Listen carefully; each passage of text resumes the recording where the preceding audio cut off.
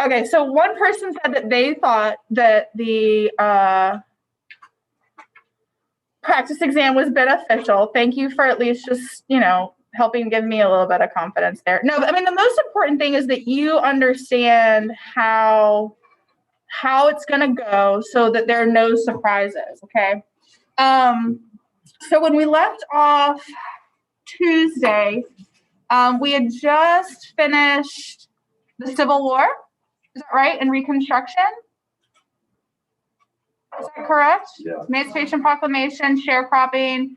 And remember that, like, the South, from period 5, like after Reconstruction, after 1877, that the South for the next 100 years is going to look very similar. Like in 1960, 1950, the South looks very similar to what it looked like in 1880, okay?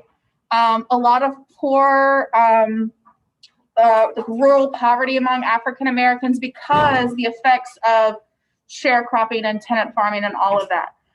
When looking at time period 6, now this is the one that I think a lot of kids are worried about because this was in that month of January that was kind of, we didn't really talk about it that much. It was more like I gave some assignments and hopefully you paid attention, right?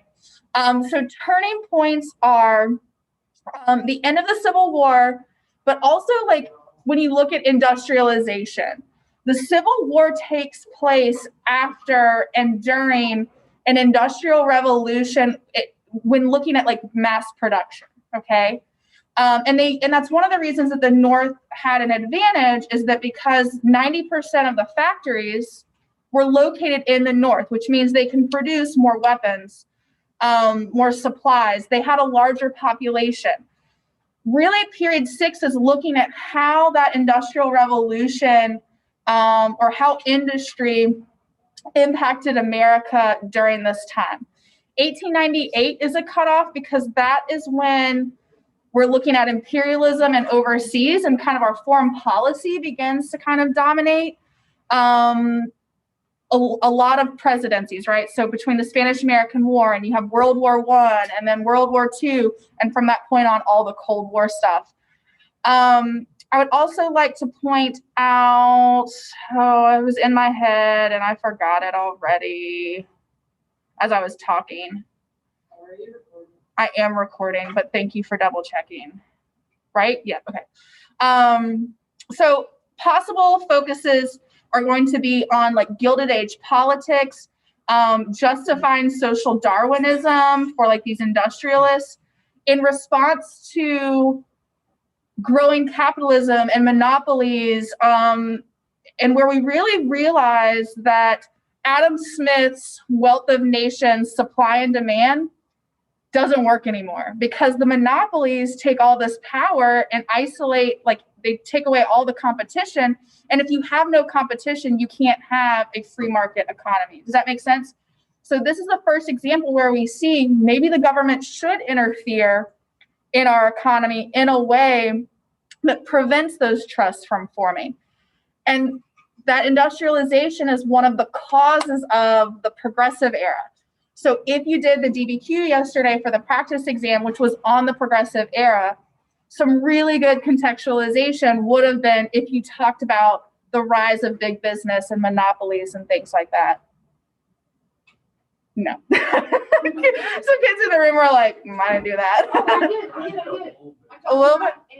Andrew Carnegie, yeah, for sure, 100%, yeah. Okay, so why is it called the Gilded Age? Well, Mark Twain was the guy that coined it, and because like on the outside, right, America's becoming one of the fastest growing economies in the world, and so it looks really good on the outside. You have this, the rags to riches stories like Carnegie and Rockefeller that everyone liked to glorify, but is that reality in America? No way, okay? The gap between, the disparities between the rich and the poor grew during the Gilded Age. You had all this political corruption, and some of the things that Republicans and Democrats are arguing about, this is a really important line right here. Tariffs, right? Tariffs are still an issue. we've been talking about tariffs for a while, right? Currency, and this is the hardest one. So they're the haves and the have-nots. I don't know if you remember that, but basically the Republican Party is kind of the haves argument, right? We're on the gold standard, lots of gold. They have accumulated all of the wealth, and the have-nots, okay, are looking for the government to interfere. And so currency, one of the issues is bimetallism, and I'll talk about that in a little bit, where think of it today, like what's one of the wage issues right now that a lot of like progressives are saying that the government needs to interfere and say, what about wages? Need to Increase minimum wage, right? And what's the argument against it? Firms are going to have to release employees. It'll cause inflation. It's the same thing back then, right? Republicans were saying, no, we can't add more money into our system because then that devalues what we own. Where the people that are like living in the slums and cities and these factories that are working 12 hours a day and like barely able to pay their rent and feed their families are like, well, you have all the money. Like, we need some access. Like, you need to raise wages or something. We need more money in the economy. It's concentrated too much at the top. And so, again, this is an issue that kind of one of those continuities, okay? Let's see here. Civil War. Please make sure that you understand the importance of railroads. I'm going to, on next Wednesday, I'm going to add an extra, like, review that'll count towards extra credit. That if you want to come to it, but it's basically going to be like our last hurrah. And I'm going to give a list of possible topics that I think the DBQ could be on. I'm really liking this railroad transportation one that I kind of have in my head. But think about transportation or infrastructure of some type of thought. I mean, that's something that you could connect beyond more than one period of time. And that's where we have to think.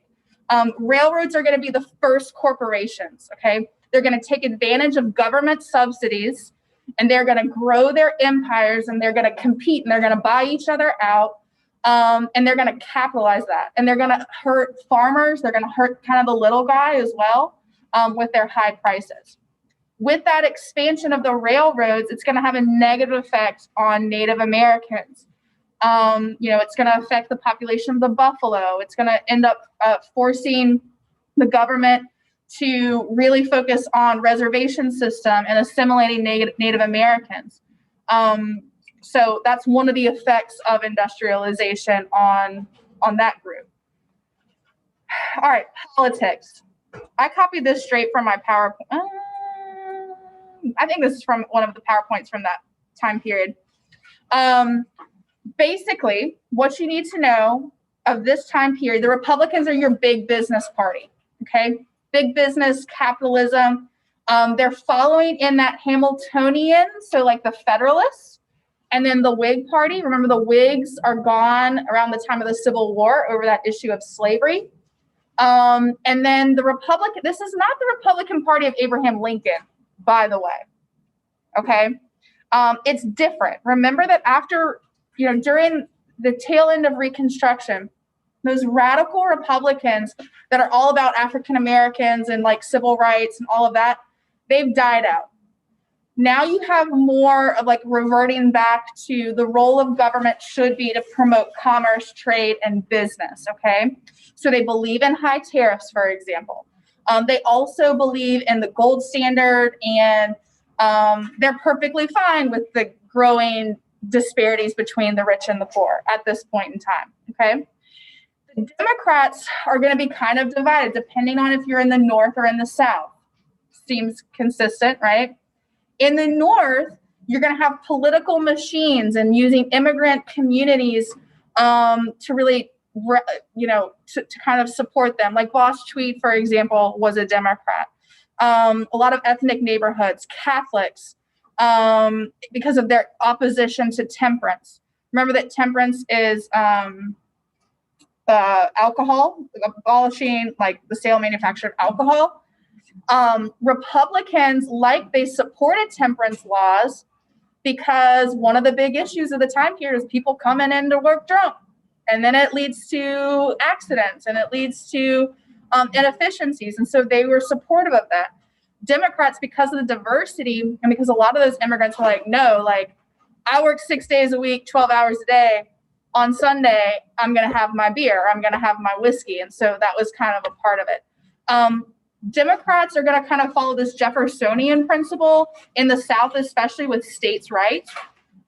That's what's more similar there. Northern Democrats, it's a little bit different, but you could at least draw that conclusion on those Southern Democrats for sure. Okay. So in the South, I'm going to go quickly through this because hopefully I feel like we covered, this one's pretty easy to understand, right? Is the sharecropping system is kind of an extension of slavery. You have the Klan violence, you have intimidation. Jim Crow laws are ways that that allowed for segregation to happen in public and private facilities where people didn't have to serve you based on the color of your skin. You have to know the Plessy v. Ferguson case, right? You could get any type of anything in race relations. Plessy v. Ferguson is the one that you need to know. Can you tell me which Supreme Court case overruled the Plessy v. Ferguson case? Brown versus Board of Education of Topeka. Plessy v. Ferguson was about a rail cars, segregated rail cars. It's separate but equal. It goes to the Supreme Court, and at this point in time, the Supreme Court was very conservative. They were called the slaughterhouse cases. It was a series of cases that undermined the 14th Amendment. 14th Amendment says due process, everyone treated equally. All right. The Supreme Court in 1896 said, yeah, okay, everyone is equal, but states can decide on what equal means. Separate but equal is totally fine. And so the word said, all right, well, segregation's okay, but what we know the reality of Jim Crow is that it was not equal, right? In schools and facilities, hotels, like all of those things, there were not equal number and equal access to that. If you look at like the black library versus the white library, there was no such thing as equality. But that's a really good phrase that you could use, is that the Plessy case undermined the integrity of the 14th Amendment, or it limited the scope of the 14th Amendment. You'll probably see that written more. It limited the scope of the 14th Amendment. It basically said, let the states decide what equal is, which equals equal. Yeah. This kind of dips into the progressive era a little bit in race relations. Booker T. Washington, W.E.B. Du Bois, Ida B. Wells, these were all progressive reformers in race relation. So Ida B. Wells was the anti-lynching advocate. We talked a little bit about the number of lynchings that increased. We really talked about it in the 1920s, as a response to World War I as well. But that's all happening at the same time during this, really around the turn of the century, 1900. So in businesses, do you guys remember social Darwinism? So survival of the fittest. And that's how they justified capitalism, right? Is that it works perfectly. So you have this scientific theory that supports this economic theory from the 1700s. And they basically said that the top companies that have the best ideas and the best people working for them will rise to the top. And if you're not fit, then you deserve to go under. What that doesn't take into account, though, is the fact, again, you need competition in order to create that supply and demand. Because if Standard Oil buys out 90% or controls 90% of the market in kerosene, what prevents them from raising the prices super high? Because there's no competition. So it puts the prices in check. Now, he didn't end up doing that. He actually did an okay job. But still, that's when the government started to realize, maybe we do need antitrust laws. Here's a really good comparison when looking at conservation. So big business and those conservationists are starting to kind of battle it out a little bit during this period, where conservationists are saying we have to stop cutting down trees. We have to stop drilling oil. We need to save some of these resources. And that is good. What we just talked about with like the rise of business. This was on the practice exam yesterday for, I know, the in-person people, where it looked at the rate of manufacturing and how that affected the environment. And then the reaction to that was like the Environmental Protection Agency and Clean Water, Clean Air Act. So that could be an interesting kind of connection there. Okay. Also, in response to these growing trusts, and you have to think about what it was like to live in these areas, especially in cities where all these factories were. You know, they're working 12 hours a day. They are in unsafe working conditions. There's no such thing as OSHA, right, where they come in and investigate and like there are fire escapes and sprinklers. Like none of that existed. If you got hurt, you lost your job, right? There's no unemployment or anything like that. And so workers start to unionize. And the idea is that they can use collective bargaining, right? You can't have a factory working or producing something to sell if the workers don't show up to work. And so they're trying to get more rights. But during this time period, the government is always going to side with business because this is a very conservative, this is a Republican-dominated period of time. You could compare the Gilded Age Republican power to that of like the Republican domination of like through like the 1920s, like big business, like the Roaring 20s, you know what I mean? Like laissez-faire as much as they possibly could. Oh, there was something in my head again as I was talking. I was like, oh, I need to talk about this next. And it left my head again. Big business, unions. As long as you understand that in the early Gilded Age, that the unions weren't as successful, they will be a little bit more successful in the progressive era, but they're trying. Oh, I know what I was going to say. Immigrants. A lot of anti-immigrant, we talked about the Know Nothing Party. A lot of nativism during this time period. Immigrants are coming in by the millions into these cities.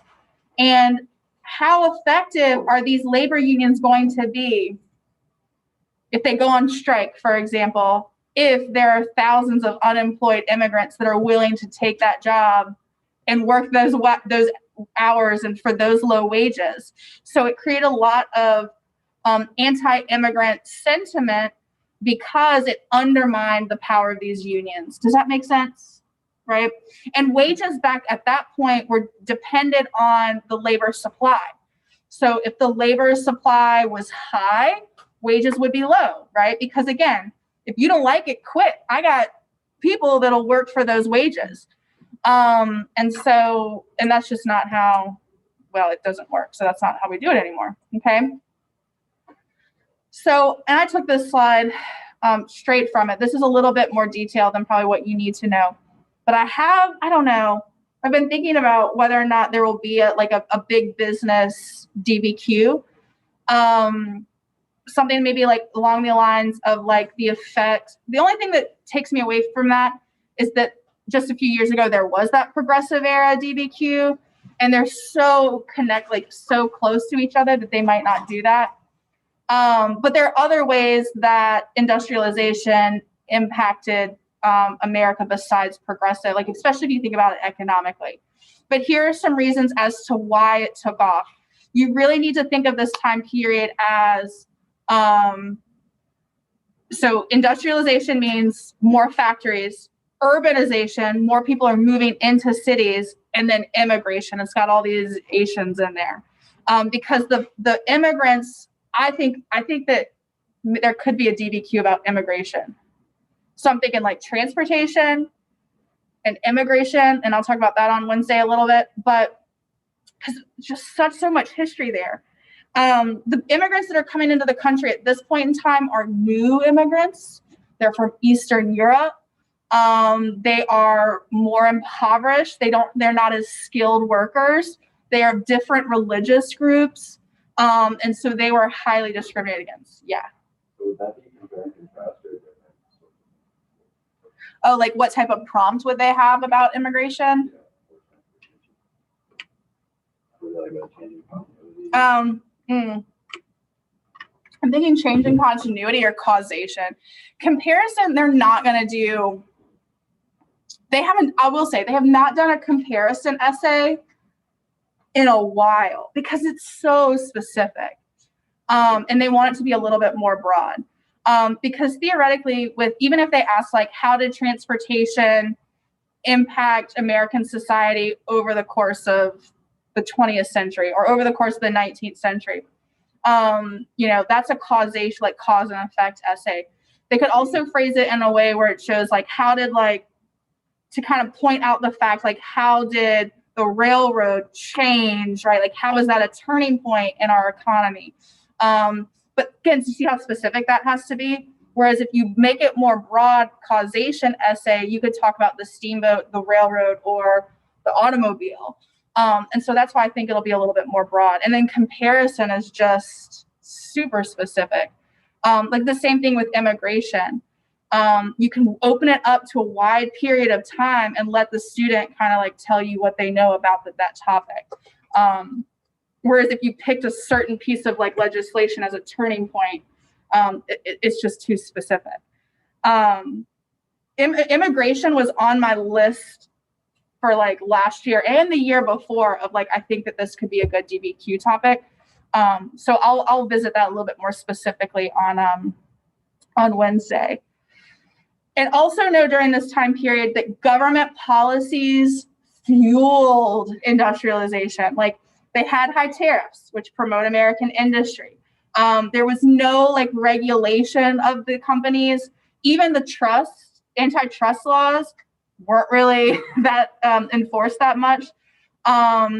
Everything that the government for sure was supporting business to grow during these years.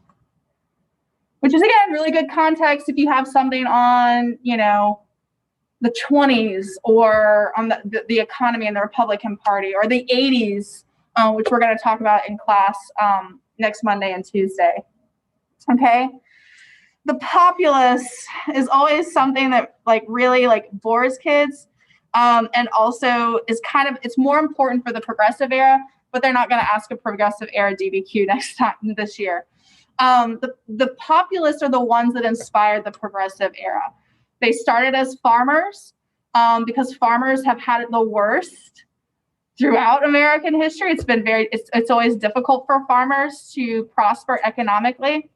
And so it started within the farmers, but the idea is with populism is that it's the people taking their government back, right? It's not the concentrated few at the very top. It's the people. Populism is an important concept in American history because, we've seen like with Trump and his populist movement. Ideologically, it's very different than what populists are. Populists are normally more progressive. I really like Bernie Sanders as an example of the populists, kind of that democratic socialism view, because that was the populists of this time period. Very much so. They wanted to like take over they wanted like the government to run the railroads. Any major like corporation where there was some type of corruption, they wanted the government to oversee that. And then they also wanted the voting process to be more democratic. The 17th Amendment is a result of kind of the populist agenda. A lot of things actually came from the populist agenda. 17th Amendment. Sorry, can you say that a little bit louder? What was the 17th Amendment? The populist agenda is that Omaha platform. So they wanted, again, they're more like progressive ideas, had to do with nationalizing the telegraph system and railroads, but they wanted direct election of senators, and so that's going to be the 17th Amendment. They also wanted to put more silver into the economy. So this is this next slide, maybe. With this issue of the money question. So basically you have like the haves and the have-nots, the people that are like farmers and working class people that don't have a lot of money amongst themselves because it's all concentrated at the top. And so what a lot of populists suggested is hey, we're mining all this silver in the United States. It's not as valuable as gold, but it is worth something. Why don't we add more silver into our monetary system? And this is the part that's hard for us to understand because it's boring fiscal policy on the gold standard. We add the silver into our economy to grow the amount of wealth so that we can have more access to it. Unfortunately, they don't understand that more than likely, just because you put more money into the economy doesn't mean that you're necessarily going to reap the benefits of it. But that was their policy. And so you had the Silverites, which are farmers, working class people. They were trying to unite them. And then the gold bugs are your Republicans, your bankers, investors. The people that already had the money, they wanted to keep the gold standard the way it is because they didn't want their money to be devalued. Long story short. Okay. That's not super important. So I'm gonna skip over the election of 1896. So that's going to be McKinley. Yeah. But the reason that I have, because it works with this populist progressive thing, and I don't think the DBQ is going to be on that. Basically, William Jennings Bryan is a populist, and the Democratic Party picks him to be their nominee, which shows that the Democratic Party is moving in a more progressive. It would be like if the Democrats had picked Bernie Sanders. You know what I'm saying? Like, it was a big move for the Democratic Party to kind of move, to go to this smaller, more radical political party. And the reason that McKinley wins is because basically he outspent the Democrats. This is where we really start to realize that, hey, we have all these capitalists that have a ton of money. Let's use their money in fundraising to get the word out and gain more votes. Like, that's how politics works today. It was started in the 1896 election. William Jennings Bryan goes on this huge train ride, like all these towns, all these rallies and everything. McKinley like sat at home in Ohio most of the time. And Mark Hanna was his campaign guy, and he based all this literature. They paid people to go door to door. They went to the biggest factories around the country, and they said, hey, listen, you need to get your employees to vote for McKinley, because if William Jennings Bryan wins, we're going to have to shut all these factories down. And so factory owners told their employees, and they think that that was the biggest factor. They said, hey, listen, employees, I know you like this William Jennings Bryan guy because he's all about the rights and the people. He said, if he wins, I'm closing the factory down. If you vote for him on Tuesday, then I'm going to close the factory down by Friday, and you're out of a job. And they think that that was the biggest reason why McKinley won. Did McKinley get assassinated? McKinley was assassinated by an anarchist. Okay. Yeah. All right, city life. These are really easy ones, I think, for you guys to look over. I kind of mentioned it a little bit. Dirty, like the poverty, the crime, the unsanitary conditions, all of those things within those cities, plus all the economic reform, right? That they want to do with the trusts and the political corruption. That's what's going to lead to the progressive era. Also, speaking of immigration and xenophobia, the Chinese Exclusion Act was during this time period. What was the number one reason they passed the Chinese Exclusion Act, do you think? Weren't they competing with whites in the West for like jobs? For jobs. It started with an economic concern. And then they were pretty much like villainized as also like others, right? Outsiders. They're a different religion. Their skin color is different.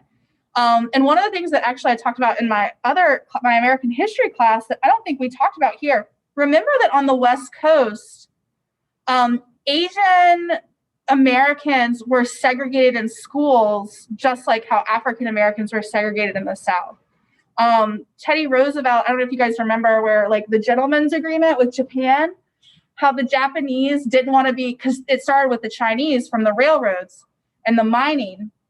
And Teddy Roosevelt actually had to negotiate a deal with Japan about how the Japanese were offended that they would lump Japanese immigrants in with the Chinese, because there's a lot of beef between the Chinese and the Japanese. The Japanese thought that they were superior. So Chinese Exclusion Act is a really good piece of SFI, especially if I'm right in predicting an immigration DBQ. All right. Old immigrants, new immigrants. Do you guys remember that? Like why they were the difference between these two? I kind of talked about it a second ago, where old immigrants from like 1840 or 1880 and earlier, they assimilated. They moved into Pennsylvania and Indiana. They were farmers. They learned English. You had to have money to be able to afford to come to America at that point in time. But because of new technologies, you could have these cheap tickets, one-way tickets to America. A lot of impoverished people were coming into the country, and a lot of them were illiterate. And one major difference that added to that discrimination is instead of spreading out and assimilating, they clustered in cities. So remember how we had those ethnic neighborhoods? So you would have like a Slovakian neighborhood, a Jewish neighborhood. They didn't learn English because they're living in neighborhoods. The schools that their kids went to, they all spoke the same language. And so that added to a lot of that discrimination.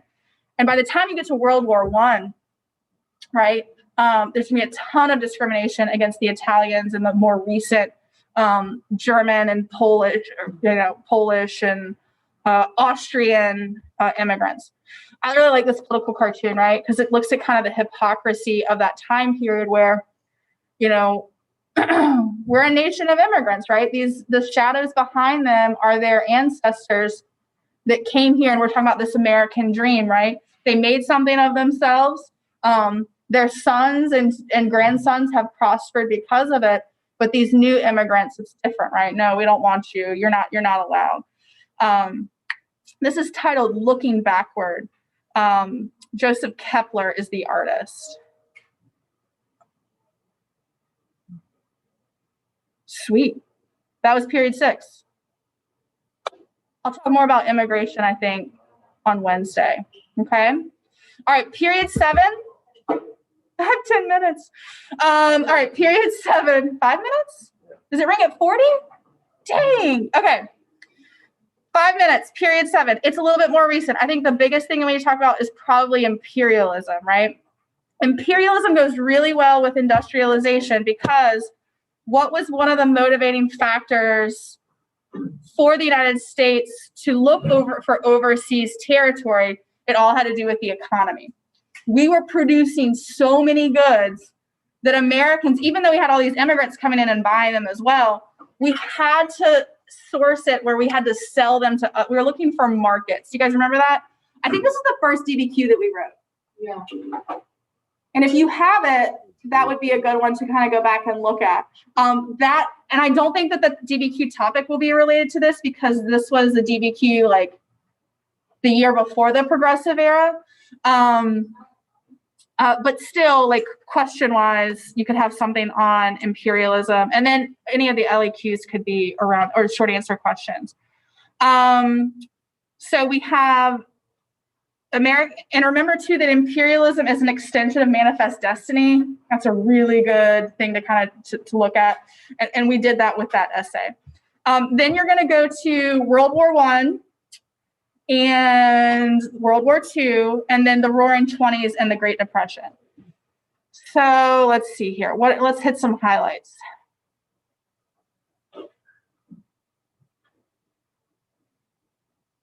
Do we need to talk about anything on this list right here? White man's burden, white superiority, all of that is the same as manifest destiny. I think you're more likely to get an essay prompt on expansion, like manifest destiny in the early 1800s than you are on this. Here's your progressive era movement. I know you guys wrote the practice exam on this. Basically what you needed to do on that practice DBQ from yesterday was show, it asked what? It asked the causes of it? Is that what it asked? The extent to which. The extent to which fostered, it was about laws. So very good, Reed. So you had to show how these reformers affected some type of legislative change, right? So you could have talked about how economically it limited the power of trusts, right? or something along the lines of improving society for women and children, right? Something kind of along those lines. I'm running out of time.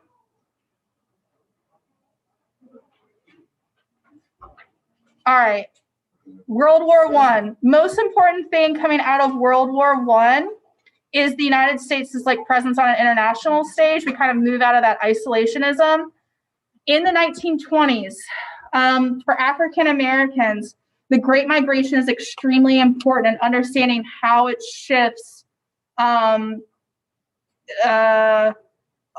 migration-wise, but like also like the improvements that the change that it had in cities for African Americans. Remember, African Americans were also discriminated against in the North. However, it was much better than the violence and economic and political suppression that they had in the South, okay? So remember, avoid absolutes in anything. Don't say like, because of the Great Migration, African Americans had like the best situation ever. Like, don't avoid those absolutes. It was a little bit better, but they were still discriminated against. Last time we talked about the Reconstruction Amendments, the 13th, 14th, and 15th Amendments. The Progressive Era amendments are going to be the 16th, which is like income tax. 17th Amendment is direct election of senators. And then you had prohibition and the 18th, and then women's right to vote 19th. The 18th and 19th Amendments are really in response to World War I.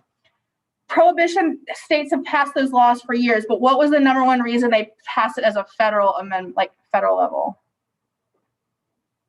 How can we tell people to conserve their bread and their wheat and their food if we're using it to make alcohol for people to get drunk off of, right?